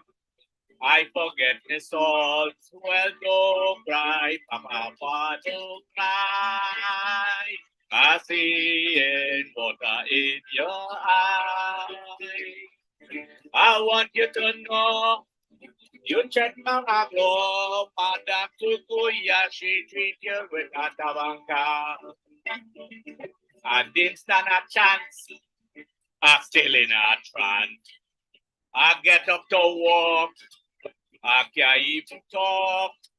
I fall on the floor, you suck me some more. When you're tired, sucking, you take back your skin. Well, don't cry, Mama, boy, don't cry. Don't cry, I see it, water in your eye. I want you to know, she sucked me big toe, Madame Tukuya, she leave you with a tabanka. I sing 4 or 5 verses there. So that was good enough, right? Thank you for that song. Thanks, Johnny. Thank you. You're welcome, Moti. Thanks. Yeah, don't cry, Papa, don't cry. Even the spirits just get tabanka, eh? Well, this is Trinidad, you know. Anything is possible, you know. Because if we really get into the culture of Trinidad, we have a cornucopia. All kinds of different peoples came here and formed a home on this rock in the Caribbean Sea. I call it a rock, as the entire archipelago of the Caribbean is a bunch of rocks in the Caribbean Sea. Because Trinidad could fit into Kansas how many times? 40 times? So that just tell you how close-knit we are. And yet sometimes we have this polarization. And we want to pull ourselves away from this one and pull ourselves away from that one. When we have one sweet culture, a wonderful culture. My great-grandmother was French, African, Carib, and I am so proud of that. You see, and those are the elements in our society that we need to relish and to love and to understand. So this folklore is not only folklore for folklore's sake. It is much more than that. And my godmother, who was a Spanish Indian, I sat at her feet and she taught me so much about the bush and about things and about what is comeback man oil and compelling powder and all these things. Muti, you know about that? Yeah, brother. Yeah. So that's my part of it. And I hope you all had a good time in listening. Thank you, Johnny. Thank you, Johnny. And okay, let me introduce the next reader because that reader is okay. Althea, want to say something? No, I just wanted to say that folklore was on Netflix in the old days. We didn't have Netflix, but we had folklore.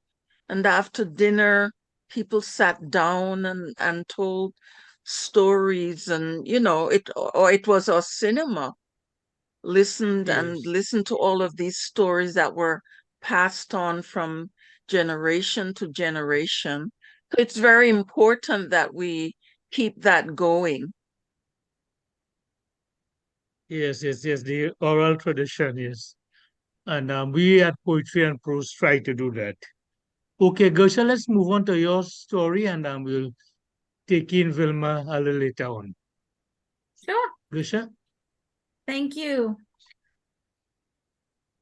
Okay, now I didn't do a story. I wrote a poem. And I'm going to just read my poem. Perhaps you guys will see. I'll explain it after. In her womb, my mother passed the Avesta. In her womb, my mother pressed the Avesta into my sinew. With 6 faces, you condemned me for your crime of primal jealousy. I am the witch you burned, but didn't die.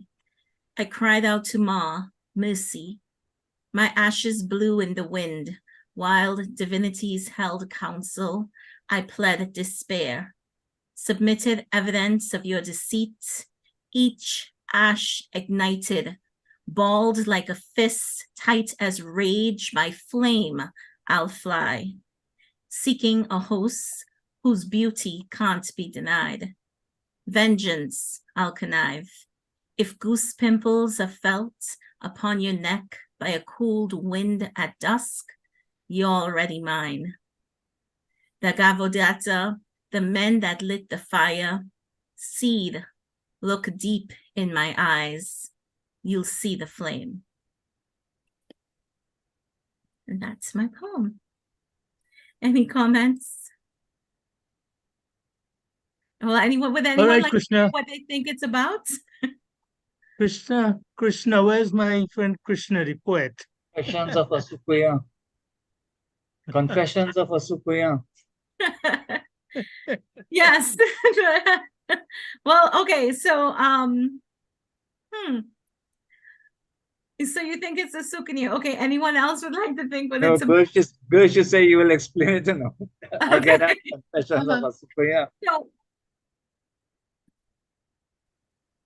I have to Vilma, see the words. I have to see the words in order to digest it. So sure, for I'll me, share my screen. listening is not enough, but I'm a visual person. No, Althea, so you're I correct. also have to see the words. Althea, you're I'll correct. go ahead and share my screen. Okay. 1 minute. Tell me when you guys are seeing the screen. Yeah. Okay.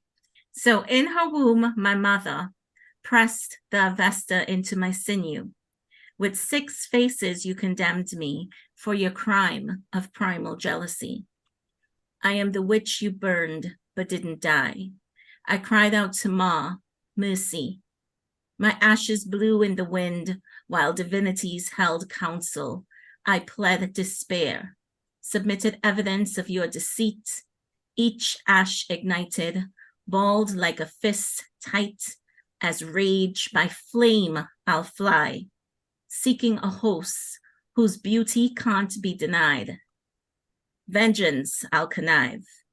If goose pimples are felt upon your neck by a cooled wind at dusk, you're already mine. Offer the Gavodata, the men that lit the fire. Seed, look deep in my eyes. You'll see the flame. Okay. So I'll explain it. So what's well, let me guess. I'm thinking that it's someone who was accused of being a witch or a sorcerer who was burned, and she has her way of quietly seeking revenge on others. She has her way of getting back. So yes. I'll get mine. Yeah, that's what I'm seeing. Yeah. Yes. Okay, so what inspired the piece was that I thought it's actually about the Lajablast, but now I understand like how the elements could point towards the Sukanya. So maybe I need to rework it a bit. But what started it was I was thinking of the Lajablast and her cow foot, and how did she become? What happened? And then I thought of course, the witch trials and women being accused of being witches. And I Googled, religions that where a cow is significant. And of course, I came up with Hinduism, but then I also found that they were not the only religion where a cow is a significant symbol. There's an ancient Persian religion, so this is in my mind, that also had the cow as a symbolic creature. Now, I knew, like, I'm thinking way back, like, how did this thing come to be? And I just played with the idea, and a part of the Gavadata, which is an actual text from this Persian religion, there is a case for the cow's lament. So basically it's about the soul of the cow calling out to the gods over the wretched conditions to which the forces of deceit have subjected her, and over her lack of protection from an adequate herdsman. So I really enjoy the kind of playing with that, and the god from this religion is called Ma. So I played around with that idea, and that's what I came up with. And the reason why, for me, it's more of Lajablast as opposed to Sukanya was because of the Gavodata and the fact that, the cow is the symbol. So I feel as though maybe she called out to that deity, and it gave her some reprieve and some vengeance. So, and that's why she attacks men, because they're the ones that lit fire. I think you put a different spin on the whole Sukuya thing, because when you talk about feeling the little, is it the caress on the neck, my mind going to the Sukuya. But again, as I say, you put a new spin to it for me. And as usual, as Dr. Mahabir said earlier, the folklore always evolving. And I think that is a good thing. Yeah. Well, so that's okay. I think we should invite we're running out kind of thing. Let's invite Vilma to do her story. Was that a comet by Vilma Susanka? Vilma, would you come in, please? Okay, Mr. Buru Singh, thank you. So, as he said, the name of the story was that a comet. Rita and her family had, about 6 months ago, in April 1987, moved into their new residence, which was located in a part of central Trinidad known as Chile Village. Both she and her husband, Anand, were working with different companies that had their head offices in the city of Port of Spain. Anand worked at his head office, but Rita worked in her company's branch located in the southern town of San Fernando. They were living in Vista Bella, and it was really stressful for Anand to get to the city every morning and reach to work in time for 8 o'clock. In those days, in the early 1970s, the plan for the North-South Highway was now being actually and practically laid. In the meantime, everyone going to Tong, as they still referred to Port of Spain, and back had to traverse the old southern main road from wherever deep south village that they came, through San Fernando, onto Vista Bella, Marabella, Claxton Bay, California, Couva, McBean Village, Chaguanas, Charlieville, Caroni, Guayma, Bamboo Village, Valsain, and then to finally reach the Churchill-Roosevelt Highway, going west to the city on 2 lanes. The lines were long, and the driving was extremely tiring. The couple's 2 daughters, Veena and Sarita, and their son Rohit, accompanied them to the new abode, but with no enthusiasm. The children didn't like being uprooted from their familiar home, where they had relatives and friends to play with, to go to another where they knew no one. The procedure for the new home had taken some years, which entailed first buying the land after a tedious process to get a bank loan. After that loan was paid, another long-term mortgage loan would be required to build a house. Before this loan could be approved, however, a professional drawing of the house plan had to be done and passed by the government's Town and Country Planning Department of the Ministry of Housing. Then the structure could be built. Finally, all was done, and Panditji came and blessed the lot, offered the Ghar Puja, which is the house prayers, to the appropriate Hindu deities like Vishnu, Shiva, Lakshmi, and Baba. Now, the practical part of the new life, which Rita and Anand had never thought of, came into play. Anand got nearer to his workplace, but Rita and the children were still domiciled in Sando, as everyone still called San Fernando then. Veena was 12 years old and had just passed the common entrance exam and was going to Astra Girls High School. Sarita was 10 years old and still attending St. Gabriel's RC Primary School.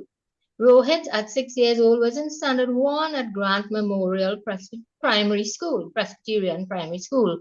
Nowhere in the area of Chili Village, in Rita's and Anand's opinion, were there any alternatives to match the South School's reputation. So they traveled in any way that they could to get to their morning destinations on time. They had to wake up early and get themselves organized to leave home by 7 a.m. That was another challenge because Veena could never wake up early enough to be ready on time. But then she had school homework the night before, and that kept her awake until nearly midnight.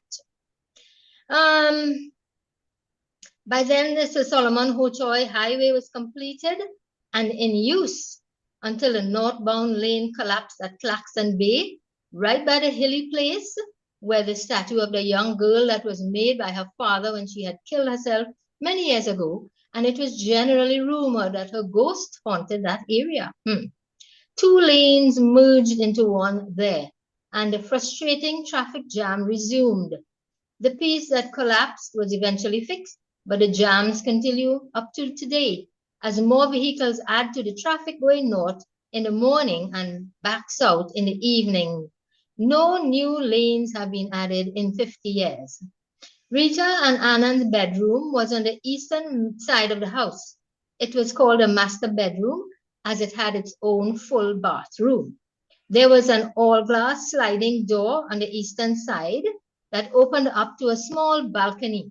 Now and then, both of them, or either one, as they felt like, would slide the door open and go on to the balcony just to stand there and look at the still empty lots, yet unsold, and ponder as they inhaled the clean air after a hard day at work. Rita had hung some floor-length curtains to open or close whenever that was needed.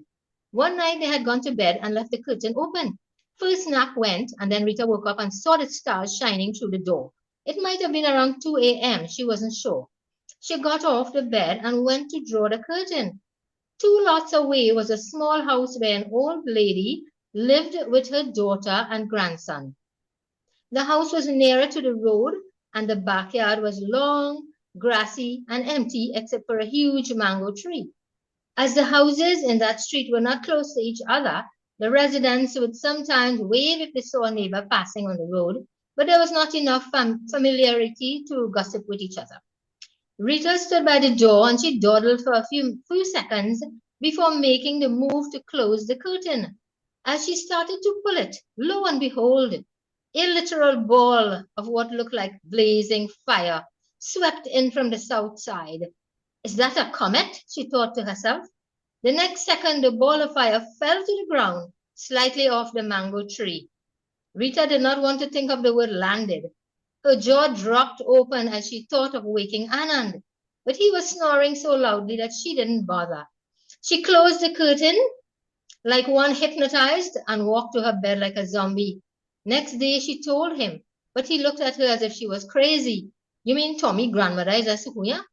Because he said, because it can't be his mother, she too young. Me no, said Rita. I was just telling you what I saw last night. Even though times had changed drastically since the days of Sukuyas, Lagahul, Lejables, and phantoms, no one ever knew if these reputed devilish nocturnal creatures were still at large on a smaller scale. But Rita knew what she saw was not from her imagination that night. As she was not familiar with the neighbors, there was nobody whom she could ask or discuss the matter with. So that nocturnal incident stayed in her memory for a long time afterwards. She never even told her own children until they were grown up either.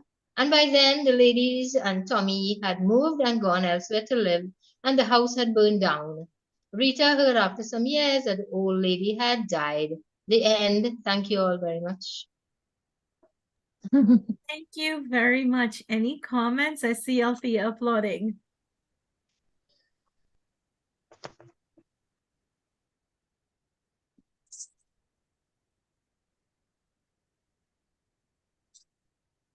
It was a wonderful story, Velma. Thank you.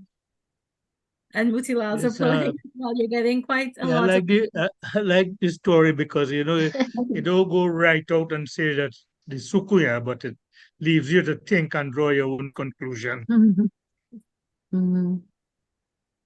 Althea? Okay, if there are no other comments, I would like to call Mutilal to the floor as he's already there. He'll be reading for us A Call Girl and a Robber. Oh boy. And The Call Girl and the Robber. Recently, on Saturday last, I launched my book of my grandmother's stories. So, but this is one that isn't in the book. So I'd like to read this one.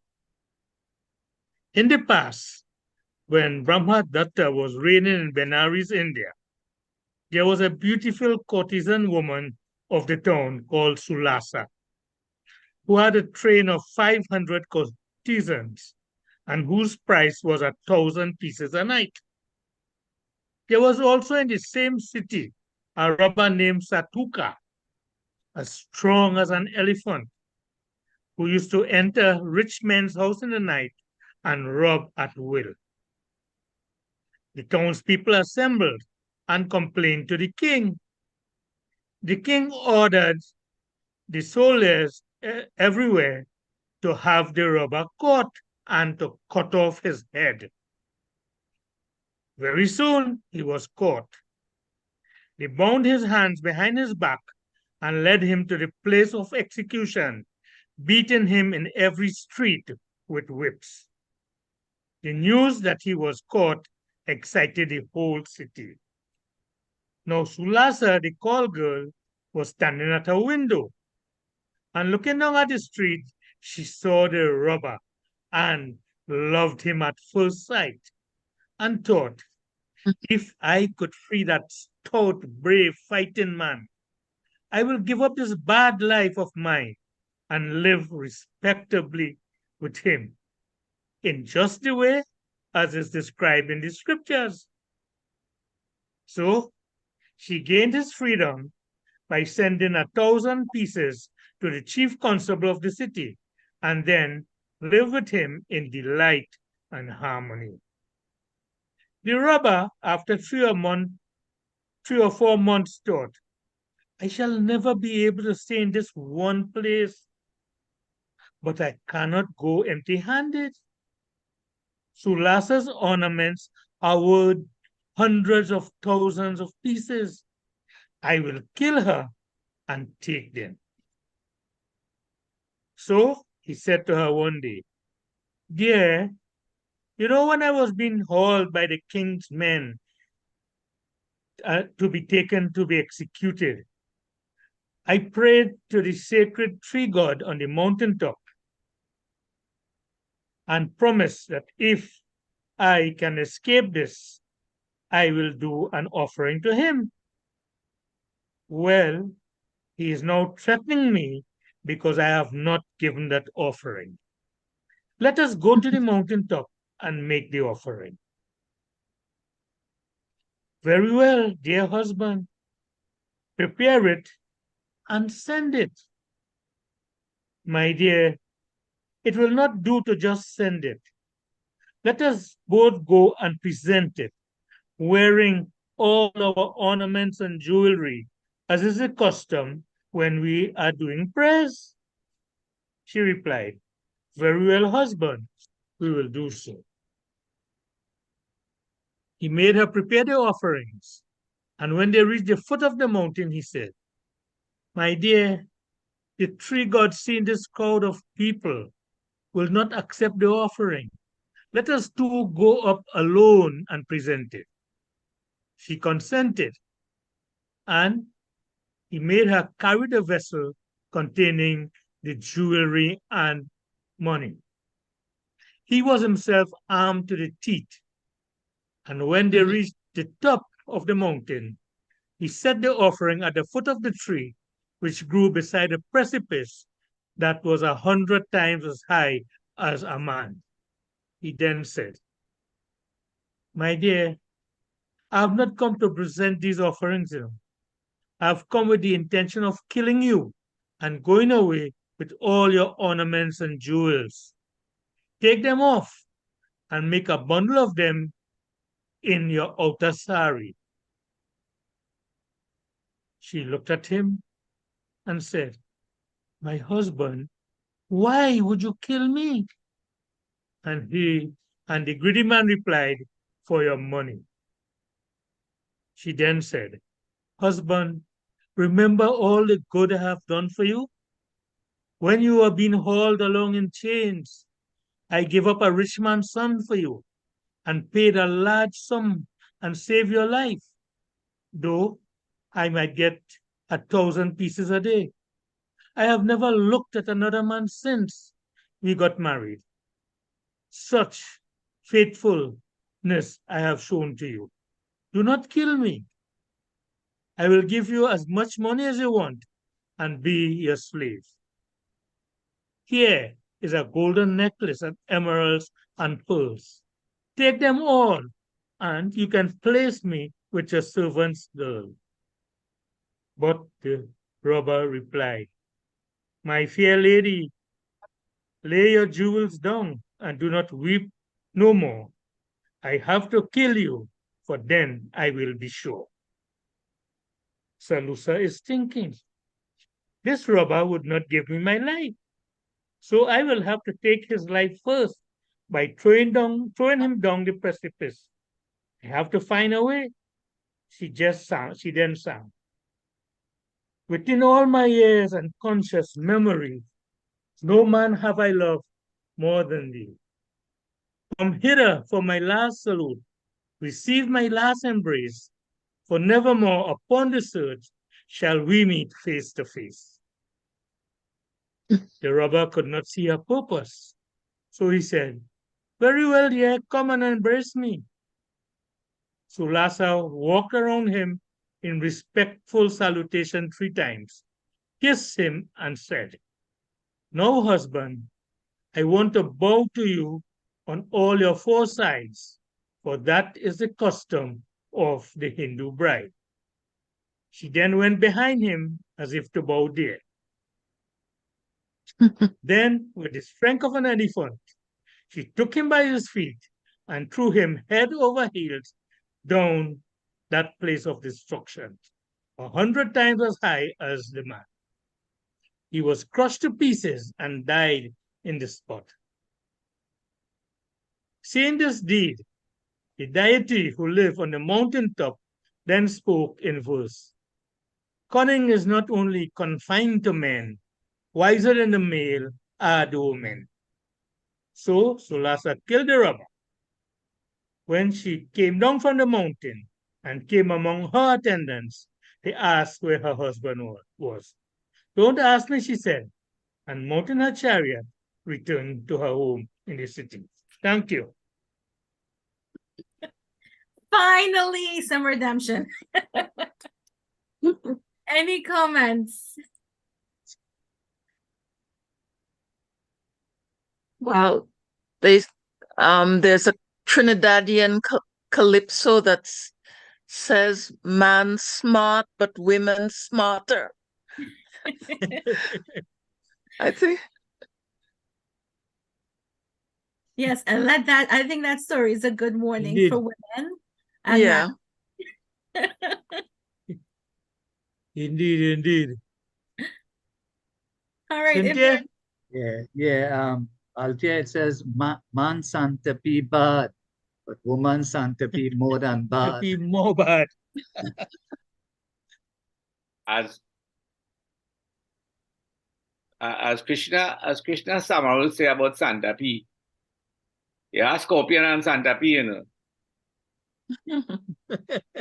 I go bring my scorpion to sting you, Santa P. Santi Mani Day. Yeah, Johnny. You're Yes. right. Anyway, Motilal, you are a man with a lot of bacchanal, you know. You have a lot of bacchanal in the back of your head. And you start to put it out now. I like that. You see, those kind of stories, simple and sweet, effective. You know, as they told me when I was learning journalism in the States, they told me, you must be able to write for a sixth grader to understand. I say, oh, right. So those stories is a new era that we handling. All right, we know about the Naipaul and them fellas. You know, when you're reading the writer and the world, there are a lot of stories in this. You know, but we need some stories to capture. Because some people are writing that cannot capture the imagination. And these stories are very important for our young students to develop further and further. And the sweetness and the simplicity in the story, it's what is required in today's education process. Well, and you know, Johnny. Yes. I write primarily for our audience, to read for our audience, because I like the oral tradition.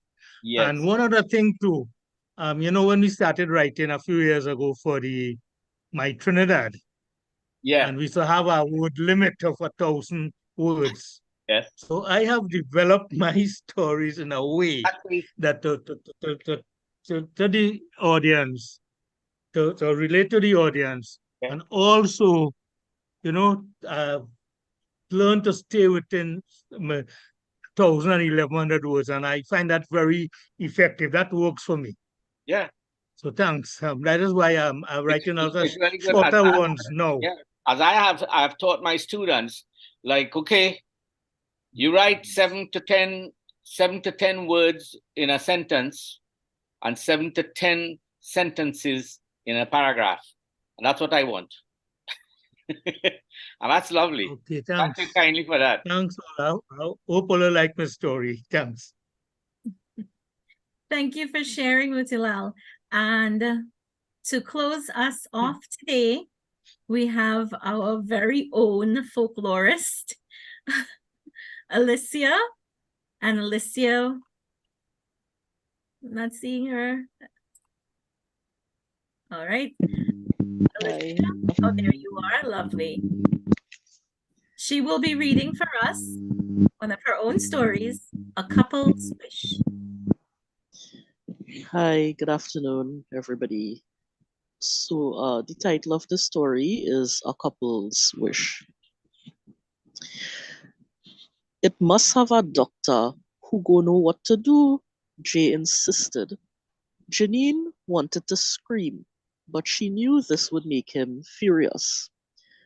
Look, Janine, we married 2 years now, and time for we to make baby. Dudu, we trying. I do everything, take every herb the old people tell me. Look, it's not so bad to have no children. Jay grew red with fury. You real dotish, yes? Every married couple must have a child. They walked along the lonely road in silence. Hear that? Jay stopped. Janine looked around. She heard the faint cry of a baby. Without hesitation, she went towards the forest. Janine, let we be careful going in there. We should mark out we path so we don't lose we way, said Jay. The couple walked through the forest. Janine cleared a path through the leaves while Jay left a trail of pebbles. The wailing became louder. They slowly walked among the dark trees. They passed a mound with an aged tombstone. Janine shivered and kept walking. They came across a little basket under a huge ceiba tree. When they peeped into the basket, they saw a tiny infant crying. Janine picked up the child tenderly. Shh, she whispered as she lovingly rocked the little one. He stopped crying and fell asleep. Jay looked at the sleeping baby. Were they meant to find this child? Who were this child's parents? Did the parents abandon him or her here? Or did someone kidnap and leave him here? Let we carry he home now, Jay whispered. You don't think we should call police? Asked Janine. Look, it done getting dark already. We nearly reach home. Let we go home and we could call the police from there. Janine held the baby as Jay led the way through the forest. They walked and walked until they came to a large ficus tree. We was following the stone all the time. How we reach here? Janine asked.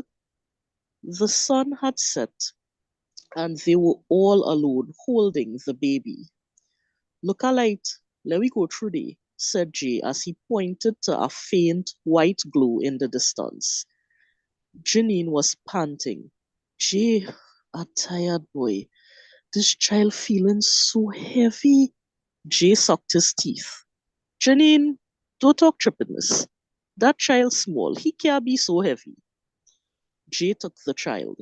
See, he not heavy, Jay scolded. They continued walking. Janine walked slower and slower. Jay felt extremely exhausted. Look, Janine, let we stop. I can't hold this child again. Jay muttered hoarsely. We supposed to reach the road already. They sat on the leafy floor and rested the child gently. Jay had some matches in his pocket, so they started a small fire. Suddenly, they heard a giggle. You hear that? Janine was terrified. Janine grabbed the baby, but when the blanket tumbled to the ground, she screamed. Hastily, she raised her arms and the child fell. But he landed perfectly on his 2 feet. The couple stepped back. They had never seen anything like that before. The child no longer looked like the tiny infant they picked up. His skin was scaly and his irises were yellow. His pupils were narrow slits. A forked tongue flicked out between black lips. I want blood, said the little evil being as it grinned, showing its sharp teeth. Its voice was deep and masculine.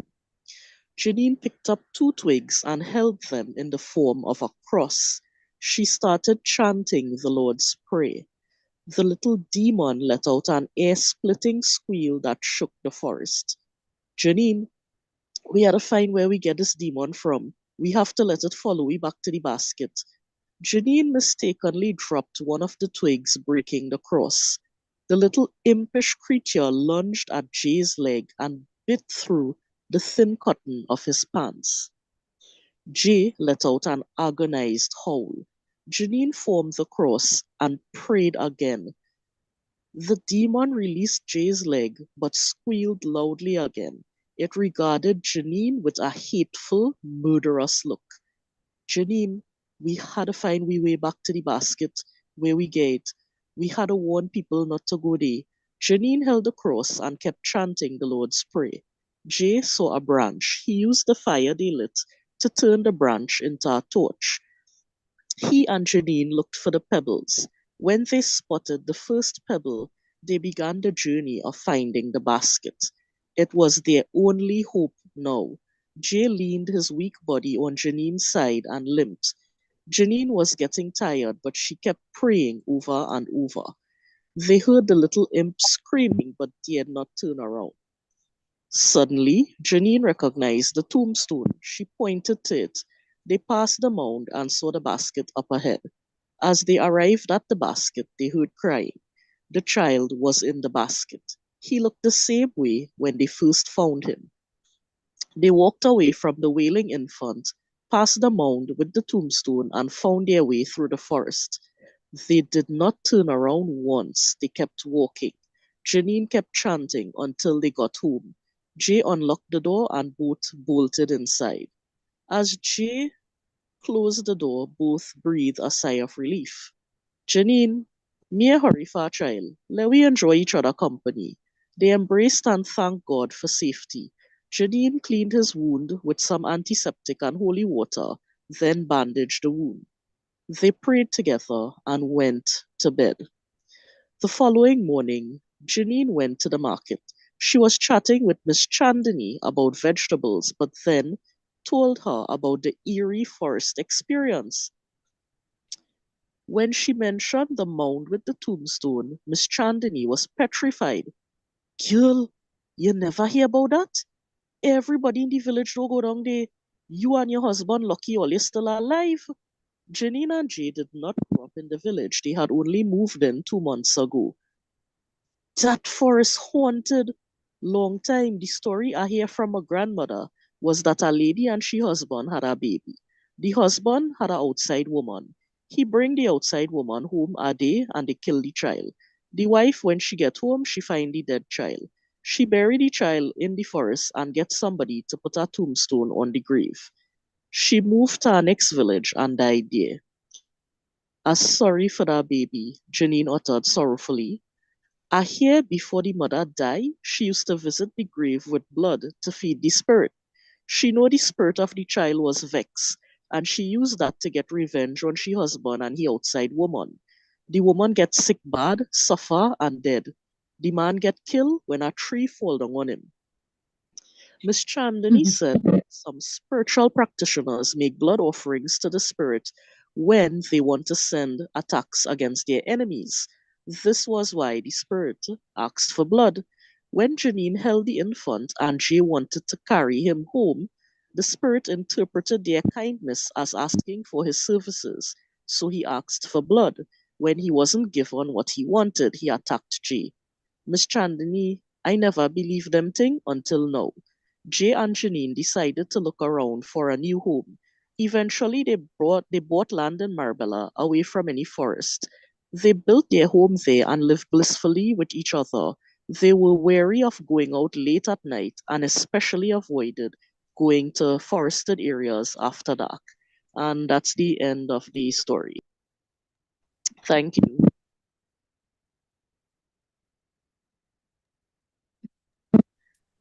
Thank you, Alicia. Any comments, please? Motilal is applauding. Yeah. Well, I thought it was a great ending to the evening. And as I think someone mentioned, it's Halloween in a few days. So something in the spirit of Halloween. And, again, it's also a tradition that we can also connect to folk tales or pagan tales or all of these tales that fascinate our imagination or have fascinated us for centuries, we can say. Yes, definitely.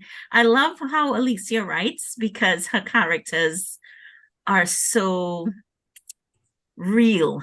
They really jump off the page. Like when he said Gilead Dotish, it's just the way she captures the language. I really enjoy that. Any other comments, Krishna? Two things. In the story, Alyssa mentions a number of things, how you deal with the supernatural. We have ways of dealing with the supernatural. The use of the cross. I mentioned that when I gave the little anecdote. Yeah. You draw the cross, they can't, it's a way of, it's a charm against the use of holy water. Prayer, the Lord's Prayer, especially powerful prayer when you want to deal with the supernatural. And of course, light. They use light when with the Elijah bless. When a fellow wanted to smoke a cigarette, he said, "Just let me smoke a cigarette." And he strike the match. As he strike the match, he said, and he saw the cloven foot, that she had. So those are ways of dealing with the supernatural. Finally, I want to just show some books that Caroline has here on folklore. This one, folklore. People may have this. It's nice. Folklore and Legends of Trinidad and Tobago. This one, Nukumar showed this one just now. This is with the East Indian folklore spirits. And there's this one also. All this this belongs to Caroline. You know this one, Alfredo Cordalo, artist. Yeah, artist and folklorist. He has at the back images of folklore and folklore legendary characters here. So I just wanted to end my contribution on this. I wanted to be all ears and to be closed lips and all ears, but it's difficult to resist that with a forum like this. Thank you so much. Okay, thank Let's you. not forget all folklore stories here. Yes, and then right, there's Al and then Bisessa Singh, Patricia. Then Angelo's. Patricia published one with Angelo's stories. You have it? You have a copy? There's a new book that no, not yet, but yeah, I don't have it. Patricia promised to get one for me. Yeah, so because those interested in folklore. I was by them about 2 weeks ago. So I'll call Rudolph and see what happening with that. Okay. Well, I'm almost done with a book that I'm working on. It's the title of the book is Let Me Tell You. Let me tell you, it contains quite a few bits of folklore that I have heard from my godmother, and some I've invented myself, especially the one what Vilma spoke about at Cuba. I have rewritten an entire new thing about it. A version. A new version about it, and it was an Irish family or Scottish family that lived there, and they had the cane fields and all that, and the African boy fell in love with the white girl, and the white girl fell in love with the African boy, and I can't tell you the whole story, but Well, Johnny, it's a long story. Keep me informed. Keep me informed. Yes. And who knows?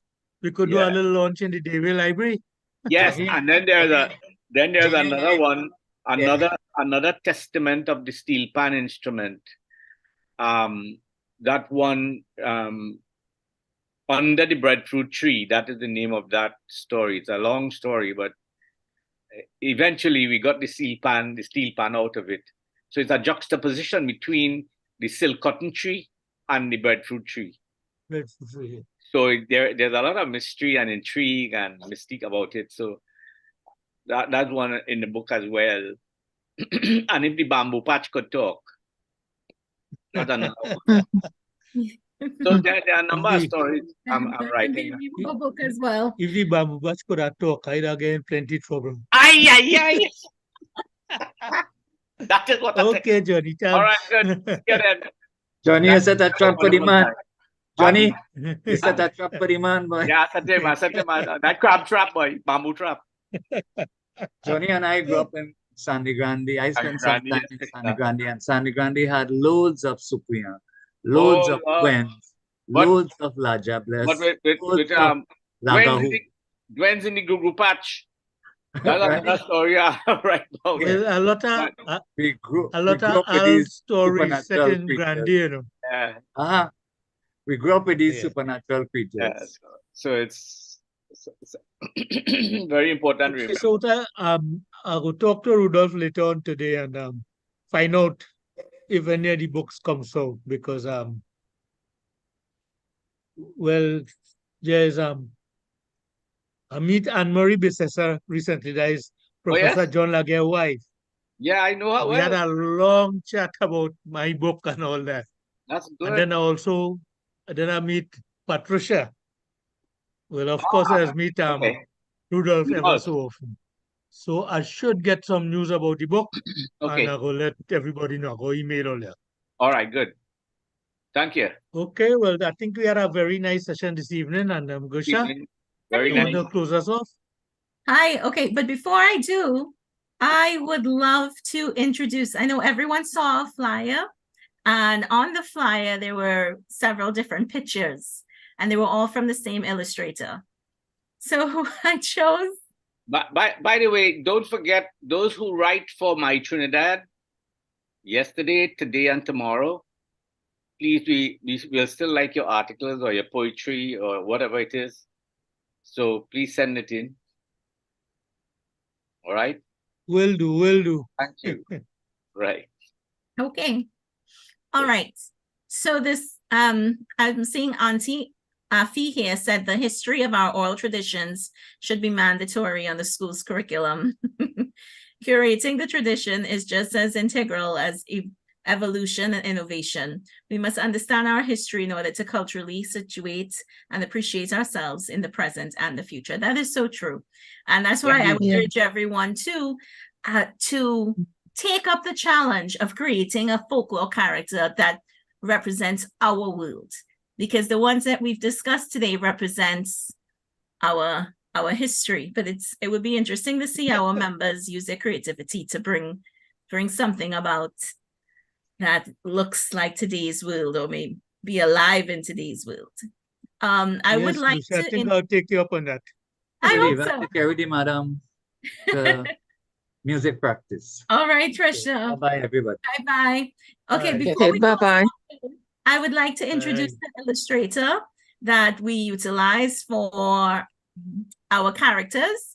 His name is Fabian. Fabian, please unmute.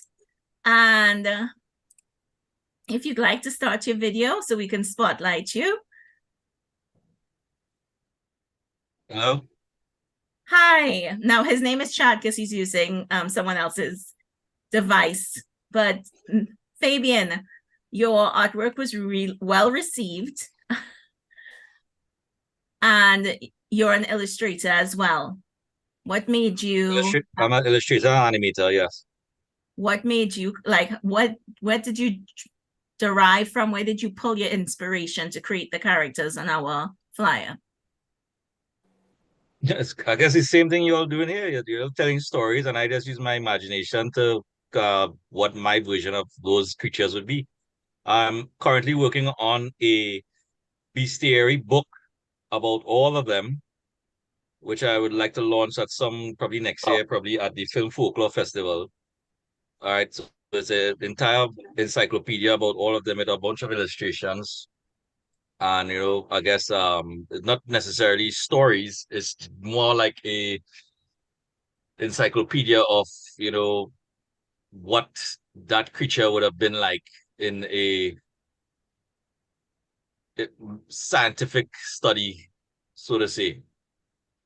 How tall, how menacing, what do they feed on, that kind of vibe. So it's bestiary book I'm completing, and I saw the flyer and I said, okay, so they're using the stuff.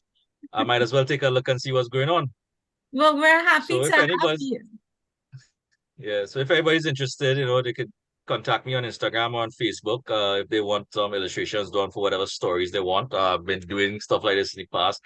I've had a bunch of students that do have to write reports and they wanted illustrations, and Film Folklore has used the work currently, and I've done some designs for them as well, so they could promote certain